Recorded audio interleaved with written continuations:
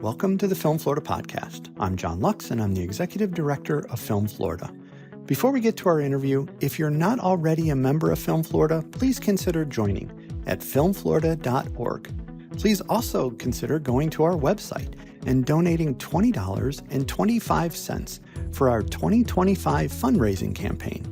Visit the Film Florida merchandise page at filmflorida.creator-spring.com to purchase Film Florida t-shirts, sweatshirts, coffee mugs, and more. All merchandise proceeds go to the Film Florida Filmmaker Grant and Scholarship Fund. Antonia McCutcheon has been with the Tampa Bay Community Network for close to 3 decades and is currently the executive director.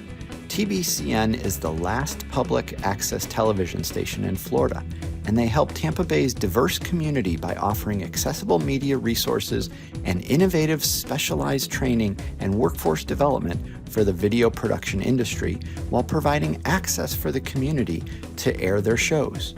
We talk all things TBCN and more on this episode of the Film Florida podcast. Here's my conversation with Antonia McCutcheon from the Tampa Bay Community Network. Welcome to the Film Florida podcast, Antonia. Hello. Thank you for having me on. I've been looking forward to this interview. Excellent. So let's first help our audience get to know you. Give us your backstory. Well, I've always had a passion for media and storytelling. I studied at the University of South Florida, where I developed a deep appreciation for how media can educate and empower communities. My journey into television and media production started with a love for storytelling and a desire to give people a platform to share their voices. I was a member of Student Broadcasting Association, and that is really where I developed the bug. My first role at Tampa Bay Community Network was a trainer liaison, where I helped community members learn the ropes of video production from my experience being a member of the USF Student Broadcasting Association. Over time, my role evolved and I became the executive director of TBCN, where I now oversee operations, programming, and community outreach efforts. Well, let's talk a little bit about the Tampa Bay Community Network and its offerings. For those that aren't familiar, give us a little bit of overview as well as some of the offerings. Yeah, so TBCN is a nonprofit community media center, which basically provides the community with tools, training, and platforms to create and broadcast their own content. We also offer video production training.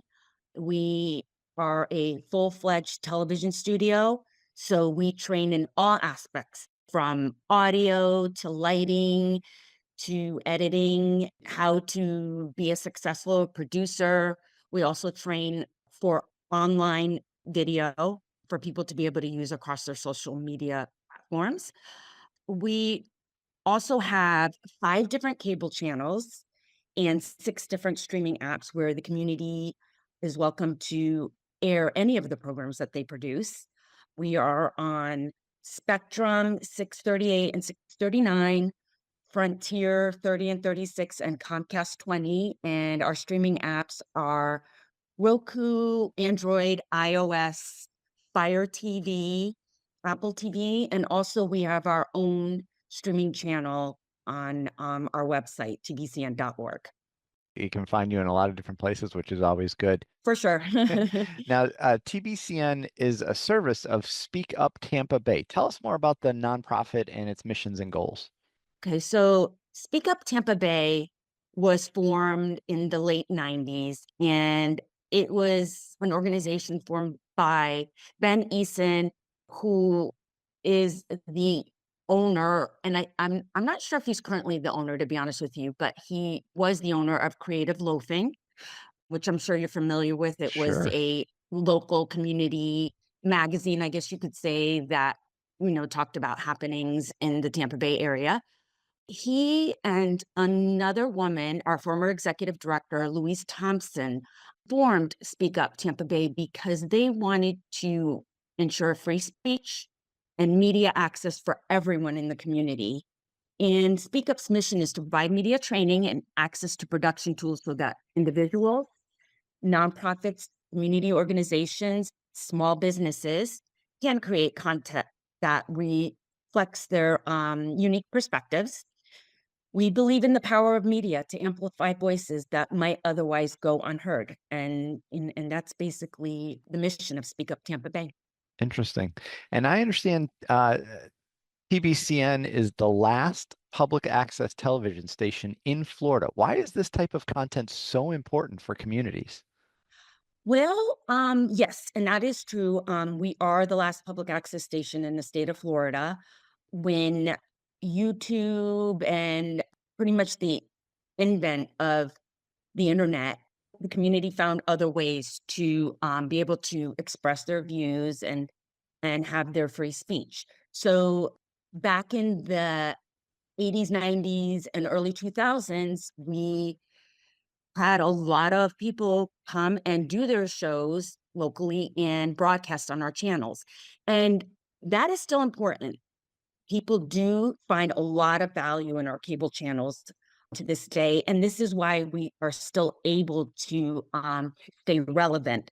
As a matter of fact, we go live every Friday from Scheherazade Synagogue because they have a lot of people in their congregation who are not familiar with computers or not familiar how to, find their live stream. So they actually just tune in on cable. And that is very valuable for them, for their congregation. Also, another way that we are able to stay relevant and important to the community is the training that we provide. There is nowhere else that you can go in the state of Florida and get the free training in video production like the training that we provide here at TBCN.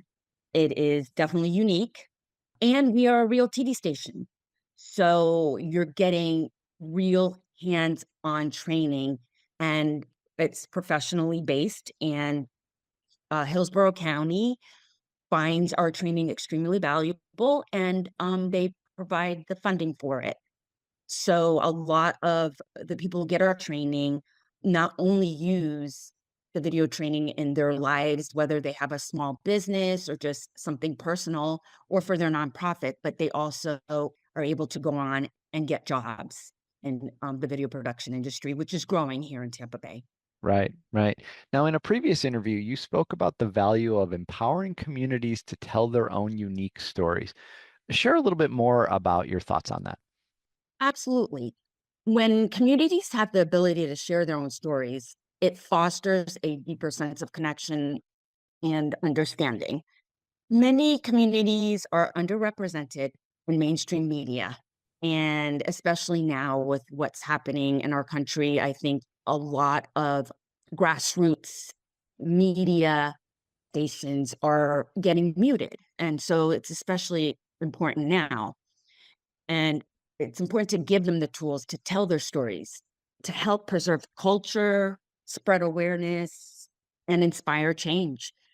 At TBCN, we train people from all backgrounds, ensuring they have a voice and a platform to share what matters the most to them. And we are here for the community, and we are grassroots. Have you ever had to tell somebody they can't air something that they wanted?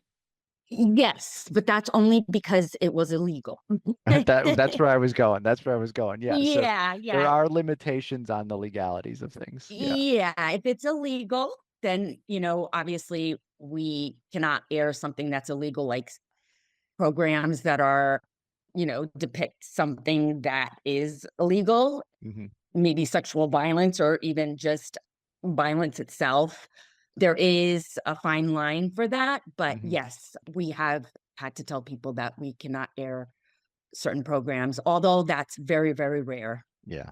But I think the beauty of it, though, on the flip side of that, though, is you probably have to air things that are pretty cringeworthy, but they're perfectly within the parameters of what public television is all about, right? Absolutely. And I've been with the station since 1998. And let me tell you, I've seen many cringeworthy programs. But it's their free speech. Right. And I am proud to be a part of that. I am proud to be able to say that I was there to help get people's free speech out to the public, whether it's something I enjoy or not. Mhm. That's not what we're about. We're about free speech, and we are about helping the community. And whether we censor someone or not, that's going to be very rare. And we often don't censor beforehand because we're not allowed to look at their programming prior to airing their shows.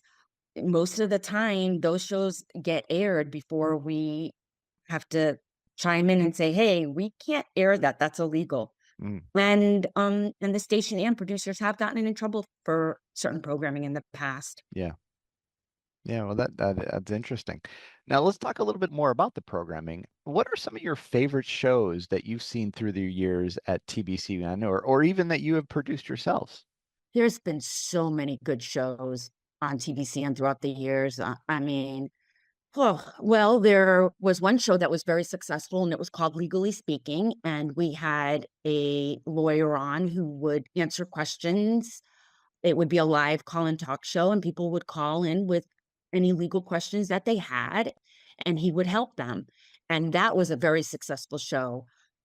We also had a show called Talk to Your Government. And actually, we just brought that back. And we bring politicians, local politicians in our area, and talk about what their agenda is. And they also answer questions as well from the community. So that's been very successful. We have a show now that we produce called On the Grid, and it basically highlights people, places, things, organizations, etc., you name it, here in the Tampa Bay area. And it's a very colorful show because we have so many unique perspectives of the community. So we definitely enjoy doing that show, enjoy producing that show. Good stuff there.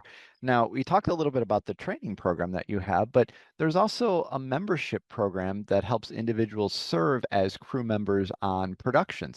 How do people get involved in that? And how have you seen that, careers develop from that as a start? Yeah, so it's easy to become a member. You just sign up. It doesn't cost anything to sign up. If you live in Hillsborough County, all the classes are free.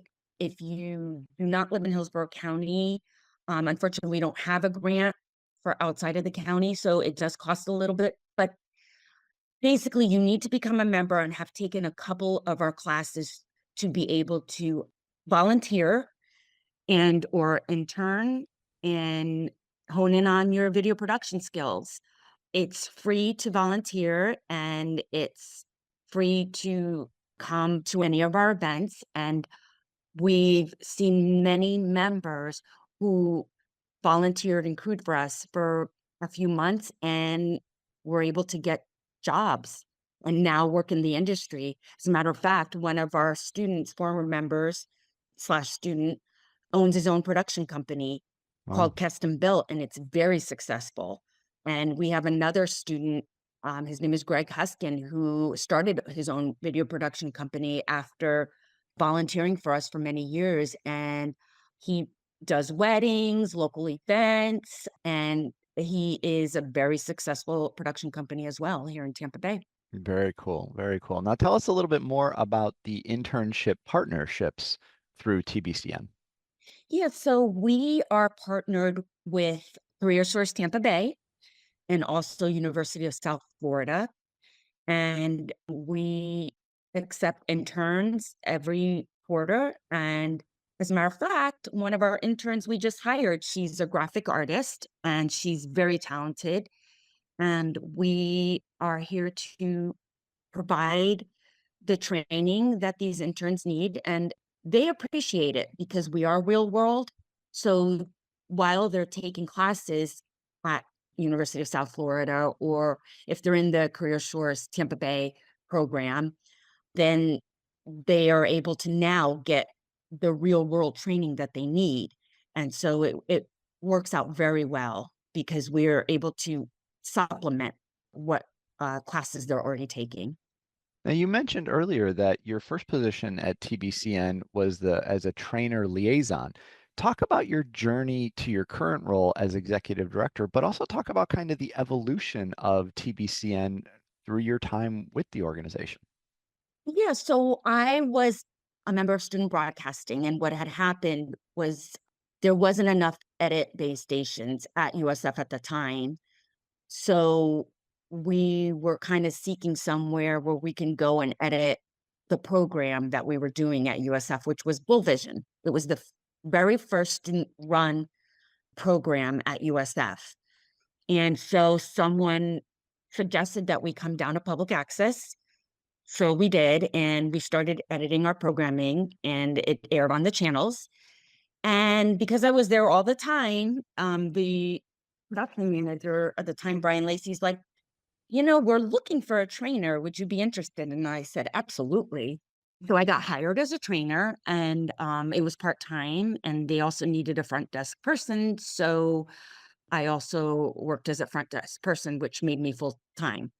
At that time in 1998, Speak Up Tampa Bay was not running public access television. It was actually Bright House Networks, which was the cable channel. Mm-hmm. And they weren't interested in running public access anymore. So that's when Speak Up Tampa Bay took over and changed the name from Bright House Public Access, I think it was, to Tampa Bay Community Network. And from there, I got promoted to a programming coordinator, which I basically worked in master control and got the programs on the air. And because I'm such a curious person, I kind of dabbled in everything. I was always curious to see what others were doing, whether it was in the outreach program. I still was part of the productions because, that's what I was trained to do. So I also helped crew.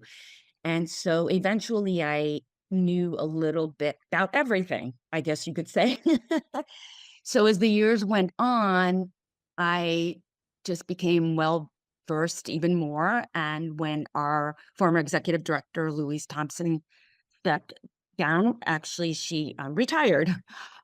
She thought it was only natural that I got promoted to executive director and took her place. And that happened about a couple of years ago. And here I am. Excellent. Now, TBCN also participates in an innovation center, which brings together different local nonprofits. What are some of the benefits you've seen from this form of community engagement? So this group actually started about 2 years ago. It was a partnership between Amrock Fab Lab and ourselves. And it kind of just naturally evolved because we started working together and we're in the same building. And the relationship that we formed was just a fantastic one. We worked on a lot of programs together. For example, every summer we would do a summer program with the students that they would get for their summer program, and we would help train them in video production. And by working together, we created a community-centered innovation and technology center. And we finally gave a name to it, and it's called the Community Innovation Collaboration. And we provide training in media, coding, robotics. We also do digital entrepreneurships, etc. The collaboration helps us reach more people and provides additional resources. We are fostering a culture of learning and innovation. It's a great example of how different organizations can come together to make a bigger impact. And that's what we're doing is by coming together, we're making a bigger impact in the community. Yeah, it certainly sounds like it. Now, you mentioned you're a graduate of USF and you've been in the production community for a while now. Talk a little bit about how you've seen the production community and the community in general kind of develop in Tampa. The interesting thing is a lot of people think that I graduated with a communications degree at USF, and actually I have a bachelor's in philosophy. Philosophy is my passion, but my second passion is video production. And this is why I joined student broadcasting, USF, so I could kind of also dabble in video production as I was developing my philosophy degree. It has been amazing to watch Tampa grow into a creative and tech-driven city. The production industry here has expanded. There's definitely more opportunities for filmmakers, content creators, and media professionals. I know that the Tampa Bay area has one of the highest number of content creators on YouTube, from what I understand. The arts and tech sectors have definitely flourished, and Tampa Bay is definitely an exciting place for innovation and storytelling, and I've definitely watched that progress as the years have gone on. Our board president, Speak Up Tampa Bay's board president, is Tyler Martin-Litch. He is the film commissioner of Tampa, and he has definitely kept us in the loop about everything, and we've collaborated with a couple of things. Yeah, and Tyler is on our executive board, so we're very familiar with Tyler for sure. And when we initially set up this, my only experience with, community access, public access. So it was two examples. One was when I was in college back in the 90s, and we had a television show in Lafayette, Indiana, where I was at Purdue University, and doing some of that public access. And then, of course, Wayne's World, the movie. So I Yeah. think, hopefully people got a little bit more insight into what TBCN is all about and kind of the real world part of a community channel like this. But you mentioned earlier the website and the different cable channels you're on and the streaming services. Remind everybody where they can find more about TBCN and where they can and check things out. Well, I would definitely visit the website, tbcn.org. On the website, you will find connections to all of our social media platforms and also information about our training, about our channels, and any other type of projects or events that are occurring. So yeah, I would definitely visit tbcn.org, or you can also visit speakuptampabay.org, which is one and the same. Excellent. Well, Antonia, we appreciate you being with us today to tell the story of TBCN. Thanks so much for being on the Film Florida podcast. Thank you so much for having me. I truly enjoyed it. And yeah, I appreciate it very much. Thanks for listening to the Film Florida podcast. For more information about Film Florida, go to filmflorida.org and like or follow our social media pages. If you're not already a member of Film Florida, please consider joining at filmflorida.org. Please also consider going to our website and donating $20.25 for our 2025 fundraising campaign. Check out the Film Florida merchandise at filmflorida.creator-spring.com, and please remember to subscribe, rate, and review the podcast.